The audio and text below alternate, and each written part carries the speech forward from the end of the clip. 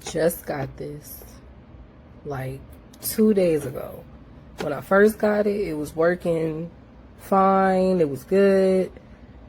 I used it until it died on me. I did not charge it when I first got it, which I don't know, maybe that messed it up or something, but got it. It was working perfectly fine until it died, and I put it on the charger, same charger that it came with, everything.